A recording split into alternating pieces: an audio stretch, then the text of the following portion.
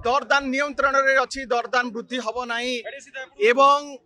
India रो financial condition बहुत भल अच्छी हेल्थ बहुत भल अच्छी किंतु आमे देखिलु निर्वाचन सरिला परे भोटर मानक संगे ये गोटे बड़ धोखा है बड़ विश्वासघातकता करा जाइछि। आपण देखिबे 11 दिन भितर चारि थर दर वृद्धि हो साराणी अहेतुक दर वृद्धि हो साराणी पेट्रोल डीजेल गैस रो एवं आपण सरकार देशवासी को जनइबार आवश्यकता रही जे एठी पूर्णछेद पड़ो ना आगु को आउरी 50-100 टका बढ़िबो। आपण प्रत्येक सप्ताह स्लो पॉइजन देला भलिया अल्प अल्प बढ़ाउचंती आपण आ भितर 9 टंका वृद्धि पाई साराणी आउ केते आपण बढ़ेबे एवं देशवासी पचारुचंती जे ईरान और रशिया सस्ता रे आमको तेल जाचुची आमको गैस जाचुची आमर कौन मजबूरी अच्छी आमर कौन दुर्बलता अच्छी आमर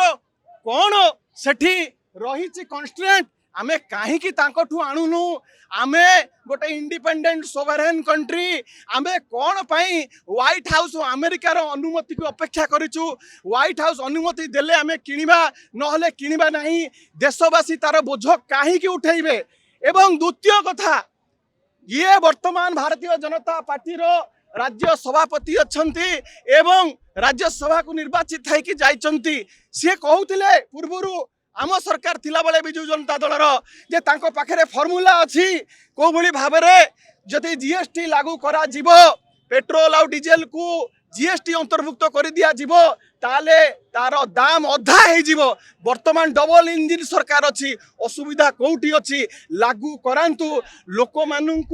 एथुरु जो माने जो भली भाबरे सफर करूचंती तांकु एथुरु बंचांतु। वर्तमान आर कैस्केडिंग इफेक्ट आपण पेट्रोल डीजेल प्राइस बढ़िला तार कैस्केडिंग इफेक्ट नित्य व्यवहार्य सामग्री पर पड़िलानी आपणकर परिवार पर पड़िलानी तेल लुण सबू दाम डालीर दाम बहुत आकाश छुआ हो गलानी लोक माने त्राही त्राही डाकुचंती लोक माने अतिष्ठ हो गलानी। आज भारतीय जनता पार्टी राज्य एवं केंद्र सरकार को आमे चेतई देवा पई आज प्रतिवाद करिचु जेते पर्यंत से माने अहेतुक पेट्रोल डीजेल रो दर वृद्धि को प्रत्याहार न करचंती ए जनविरोधी निष्पत्ति को आमे सेते पर्यंत चुप बसिबा नहीं पल्ली दिल्ली पर्यंत प्रतिवाद हबो एवं जेते पर्यंत लोक माने तांकर न्याय्य दाबी तांकर जो हक रही ताकू न पाइचंती बिजु युव छात्र महिला जनता दल प्रतिवाद करिवे स्वर उत्तोलन करिवे।